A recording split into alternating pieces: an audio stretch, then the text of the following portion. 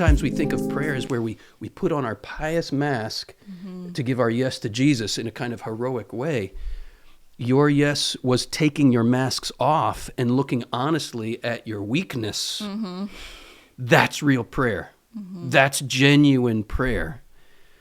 And I know because of the genuineness of your prayer that you could go to this campus and survive. Yeah.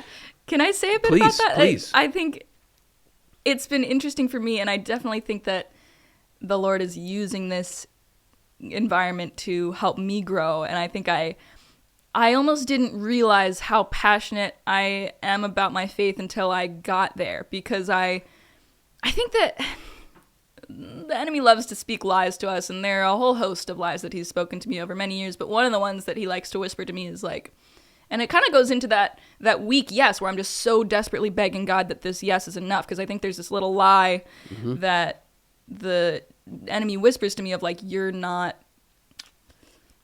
enough. You're not, like, especially being surrounded by people who are passionate about their faith and they're so convicted and they're so on fire, and maybe they have like a gift for like evangelization and more of like the immediate sense of the word that isn't my gift, and I see it and I'm like, oh, I'm not that. Yeah. I'm not on fire the way they are. And there's just this little whisper that like, oh, you're not strong enough, or like your faith isn't enough, and like maybe you have it now, but if you were under fire, you know, you wouldn't hold on to these beliefs, and you just have it because it's what's around you, and it's not, you know, like all sorts of lies along that track have been whispered to me. And so, but then when I went to this school, I like realized I was so passionate, because I'm like, no, that's wrong. No, especially when the faith is misrepresented. I like when people have a totally different, and I'll talk about this in a second too, like that opposite ideology, like that's more of a compassion response. But when people, like, the faith gets watered down and presented in a weak way, that's when I get like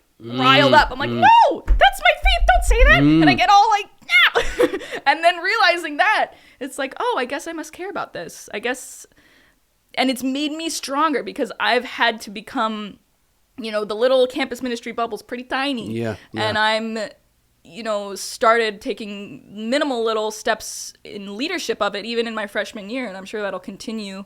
And having that responsibility of like, if I want the faith to come alive, I have to do it. If I want there to be some sort of ministry club or opportunity that isn't there, I'm going to make it. I'm going to start prayer. I'm going to bring people together. And that, just putting myself in a situation where I have to do that, shows me that I can. And it's been a gift. You know what JP2 calls that? What does he call that? He calls that the Petrine dimension of the church flowing from the Marian dimension of the church.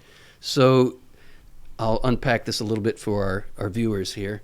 JP2, this is so important, and I say it on Sunday night at the start of every TOB1, because if we get this wrong, we get the whole thing wrong.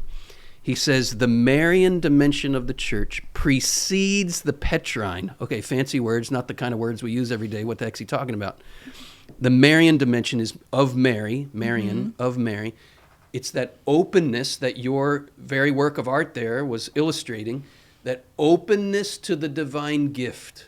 Can we bring that up again one more time, Thomas? Something I love about this image of the hand going into your heart, the hand of the Lord. It reminds me of that line in the book of Revelation. I stand at the door and knock. And if you open to me, I will come in, right? This image of your prayer life is that Marian dimension where you open to receive. The Petrine dimension of the church, of Peter, Petrine, is the go make disciples. But if you're trying to make disciples without first being in that receiving of the divine life, then you're going to make disciples not of Christ, but of yourself and your own ideas. But that I want to affirm in you, Beth, that zeal that you feel to go into your campus and share this good news is the fruit precisely of being in that posture. So you go, girl. Stay in that posture, and it will very naturally flow out of you into your campus life.